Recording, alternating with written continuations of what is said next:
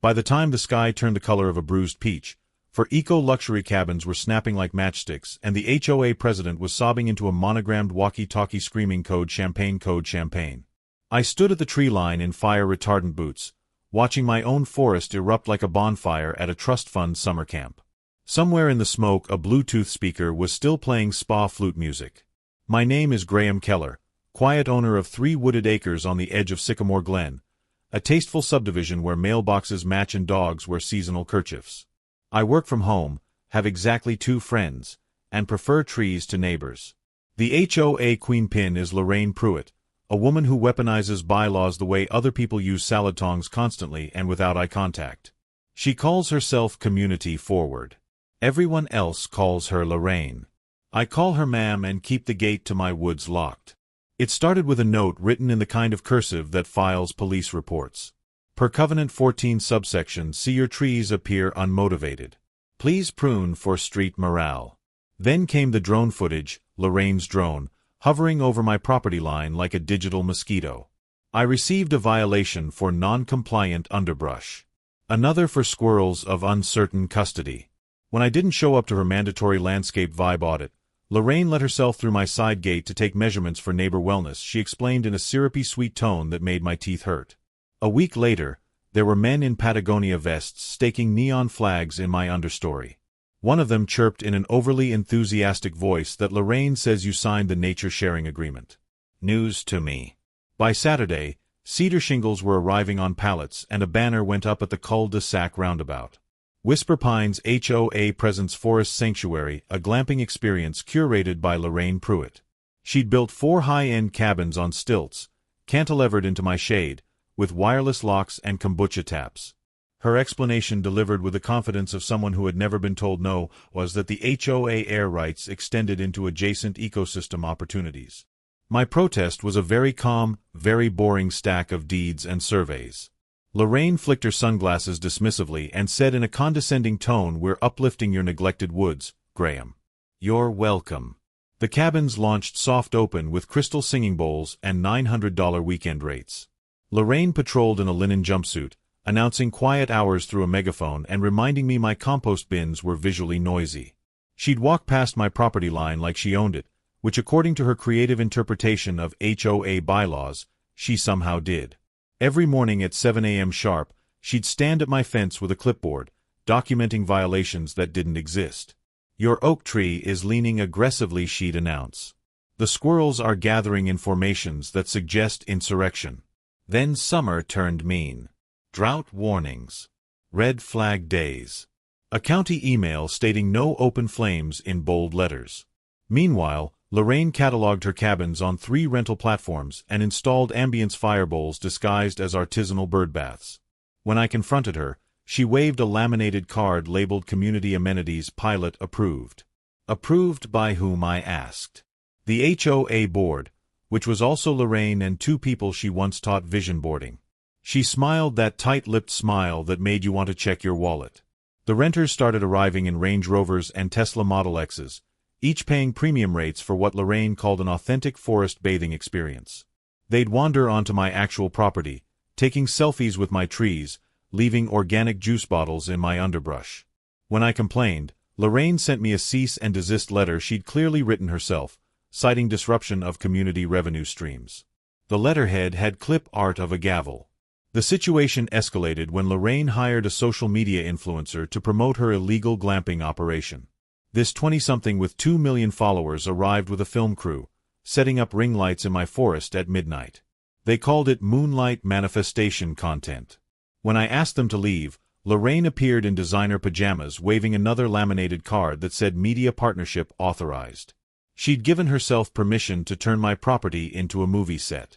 The influencer posted a video titled Exclusive Forest Retreat that locals don't want you to know about. Within hours, reservation requests flooded in from across the country. Lorraine printed business cards identifying herself as CEO of Whisper Pines Wilderness Experiences. She started wearing a name tag to grocery stores. On August 3rd at 3:12 p.m., lightning hit the ridge beyond my property. A small brush fire popped and crawled. I called 911 immediately, then grabbed a rake to clear my firebreak, that ragged buffer I maintain every single year. Except it was gone. Lorraine's contracted landscapers had tidied it into oblivion to create an unbroken forest aesthetic for her listings. And for extra ambience, they'd strung bistro lights through the pine corridor with extension cords weaving like fuses through dry needles. The wind shifted. Flames found the cords. The cords found the cabins. A guest live-streamed what she called a transformative fire ceremony before realizing it wasn't curated entertainment. The county fire marshal arrived with sirens and the kind of voice that makes people swallow their excuses. I watched Lorraine's face transform from entitled confidence to dawning horror as the first cabin's kombucha tap exploded like a botanical grenade. A lot of men with clipboards appeared. Fire Marshal Ortega. A sheriff's deputy. A zoning officer who knew the exact year my fence was installed. Ortega asked Lorraine for the building permits in a tone that suggested he already knew the answer. She offered him a media kit with shaking hands. He asked again, his voice getting lower and more serious. She handed over a brochure with a watercolor map and the phrase "healing between the pines." Ortega pointed his chin at me. I produced my deed, my boundary survey, 47 emails I'd sent, and a photo from May showing my now-deleted firebreak. While the crews blacklined the edges, Ortega followed a melted trail of bistro lights straight to Lorraine's fire features. The rental platforms showed active bookings under Cabin Kind Sycamore LLC. The LLC filings showed Lorraine as the sole manager. The insurance certificate named my parcel as the covered location. She'd insured my land for her business without my knowledge or consent. Ortega's eyebrows climbed toward his helmet. The deputy read from a list in a monotone that somehow made it more terrifying. Trespass, unpermitted structures, fraudulent insurance declarations, interference with fire safety, reckless endangerment. Lorraine whispered frantically to her walkie-talkie like it was a hostage negotiator. Code Champagne, she kept repeating in a voice that had lost all its authority. For the first time, the bylaws looked too small for the moment. The cabins burned to their designer screws. No one was hurt because guests evacuated in a flurry of organic robes and shouted threats about one-star reviews, but the spectacle was cinematic. Kombucha boiling in glass dispensers, solar fairy lights blinking like doomed stars, essential oil diffusers creating tiny aromatic explosions. When the smoke thinned, Ortega convened a curbside tribunal that felt more like a public execution. He displayed a scorched extension cord like evidence in a murder trial. Lorraine attempted a final pivot, her voice cracking as she said this is a community asset, a revenue stream for property values. She looked around desperately for support from the gathering crowd of neighbors. On land that isn't yours, Ortega said flatly. With safety features you removed. Features that existed specifically to prevent this exact situation. The deputy clicked a pen with theatrical precision. Miss Pruitt, you are being cited and detained pending further investigation. The cul-de-sac fell silent except for the distant hum of her surveillance drone, now charred and face down in a puddle like a fallen mechanical hummingbird. Someone in the crowd actually applauded. The kicker arrived 2 weeks later through certified mail. Insurance denied her claim citing wrongful misrepresentation. The county billed Cabin Kind Sycamore LLC for part of the wildfire response, a 6-figure sum that made the local paper.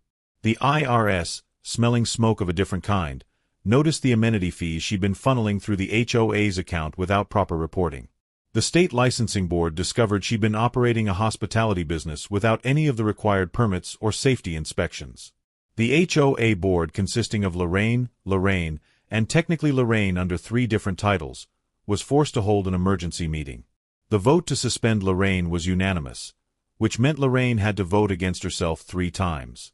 The county prosecutor, a woman who collected HOA horror stories like baseball cards, took personal interest in the case. Lorraine took a plea deal that read like a novel.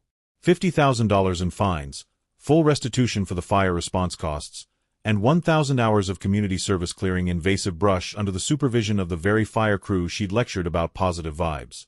The court also ordered her to complete a permitting and property rights course at the community college, which the judge described as anger management for people who think clipboards grant them sovereignty. But the crown jewel of consequences came when the judge announced with barely concealed satisfaction that Lorraine was permanently banned from serving on any HOA board in the state and faced 18 months of probation. Her walkie-talkie clattered to the courtroom floor as she gasped no in a voice so small it barely existed.